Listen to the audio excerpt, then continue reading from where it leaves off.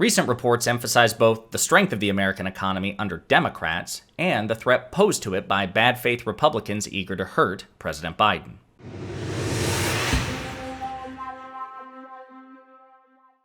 So, amidst and despite the ongoing controversy involving classified documents and special counsels, President Biden and the Democrats got some much-needed good news recently about an area of interest which is much more important to you and I and the American people, the economy. And that good news came in the form of two back-to-back reports, one about GDP growth and another about the improbability, not probability, the improbability of a recession in 2023. And either of these things would be considered good news, but when you pair them together, it's like Christmas. It's like Christmas again in January. And again, that's great news for Biden, it's great news for Democrats, it's great news for the country. So let's look at both these stories. Let's start with GDP. So as a refresher, GDP refers to gross domestic product, and it's the measure of the final goods and services produced by a country in a particular time frame. And economists measure GDP quarterly, so every 3 months, and every year, annually. And it's considered like the gold standard, the strongest indicator of a country's economic health. So if a financial expert's trying to evaluate whether Canada's economy is booming and strong or not, they're going to look at GDP growth, and they'll do that with every country. And so this story is about the Commerce Department reporting that GDP growth in the final quarter of 2022 was higher than expected, which is really, really good, especially since that second story about the improbability of recession means that the higher GDP growth than expected is not carrying with it the threat of recession. So, to wind the clock back a bit, President Trump inherited a superb economy from President Obama, okay? Which is, as we've discussed, this is like the ongoing trend of Republican and Democratic presidents. And we're going to get into that before we go on to the second story. But President Trump inherits a phenomenal economy from President Obama. And for a while, many of those economic trends continue upward under Trump. We'll give the devil his due. But under his stewardship, the economy tanked, right? We just saw a precipitous decline because of COVID mismanagement.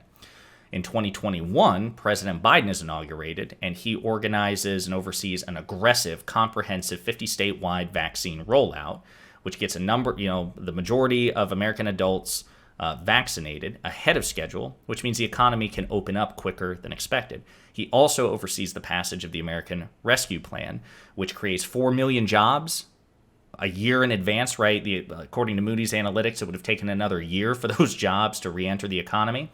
And it also, other measures prevented a double-digit recession in 2021. So it stopped a double-digit recession and created 4 million more jobs. And we combine that with the vaccine rollout, our post-pandemic recovery just kicked off, man. The rate and speed of America's post-pandemic recovery exceeded that of any other developed country on the planet. We grew quicker, faster, and higher than Germany, than the United Kingdom, than anybody, right? And that was under the stewardship of President Biden and the Democrats. But with that economic growth in 2021 increased the fears of not only inflation, but eventually recession, right? So 2022 comes along, and we have two back-to-back quarters of GDP contraction, negative GDP growth, which is usually an indicator of a recession, right? Then Q3 comes along, and we hit, I think it was 3.2%. Did I make that up? 3.3. No, okay.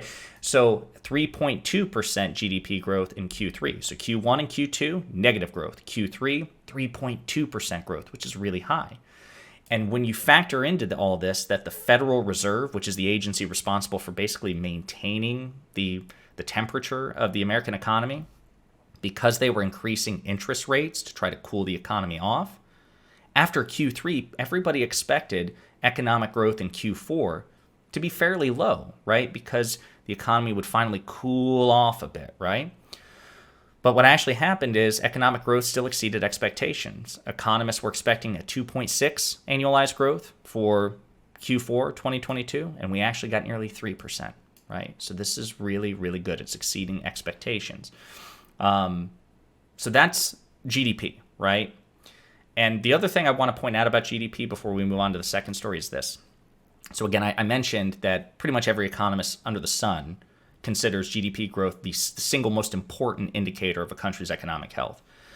And as we've talked about in previous videos, Republicans claim that they're not only the party of fiscal responsibility, but also economic prosperity. right? If you want, a progressive social agenda, you turn to Democrats. But if you want a strong, sterling, stable economy, you got to go back to the conservatives, to the Republican Party. It's actually not true, right?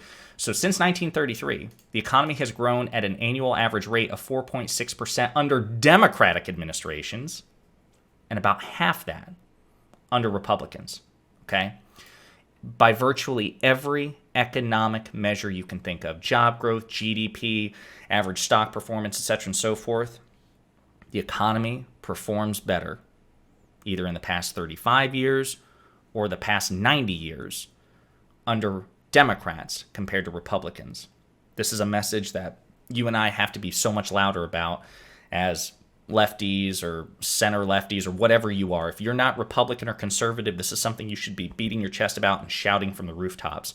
It is the Democratic Party, not the Republican Party, which is both the party of fiscal responsibility and economic prosperity. We have to reclaim that message. We have to reclaim that narrative because the facts are on our side.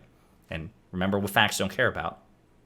Anyway, so the second story is about recession.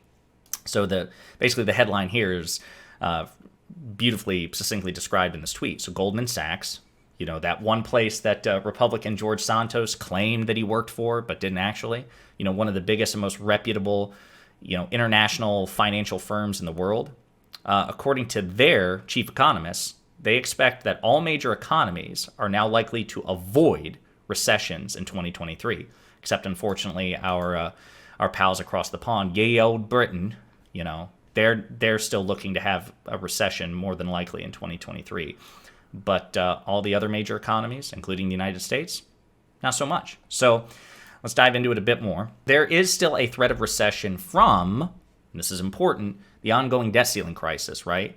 So not because of any economic overheating or economic underperformance, but because of the political battle that's looming ahead between House Republicans and President Biden and the Democrats about the debt ceiling, right? So even though, according to Goldman Sachs and other financial experts, the economy in the United States is not at risk of recession in 2023 if all continues as it has been, there is a threat of recession if House Republicans do not agree to lift the debt ceiling and stop holding the economy hostage. So I remember in 2021, Moody's Analytics, which is another major, highly reputable international financial firm, they did a threat assessment report of what would happen if Republicans didn't help raise the debt ceiling and then the United States defaulted. It would trigger a recession. And it was going to lead to 7 million jobs lost, an unemployment rate of 9%, $15 trillion of household wealth lost. Apparently, according to an updated Moody's Analytics report, if House Republicans do not agree to back or to lift the debt ceiling, which would cause the U.S. to default, which would trigger a full-blown recession, there would be 6 million jobs lost and a possible 7% unemployment rate. And Goldman Sachs has also added to that. They said that there would be a full-blown recession and market mayhem. If there was any doubt about the U.S. government's ability or willingness to make interest and principal payments on time, that would have a very, very adverse, that could have very, very adverse consequences. I mean, the last time there were major debt ceiling shenanigans, even when it was resolved, I think it was under the Obama administration, it cost the United States billions upon billions upon billions upon billions of dollars in borrowing costs, additional borrowing costs, which wouldn't have been there if Republicans had played ball in good faith from the beginning, as Democrats tend to do. So there are just so many consequences to this.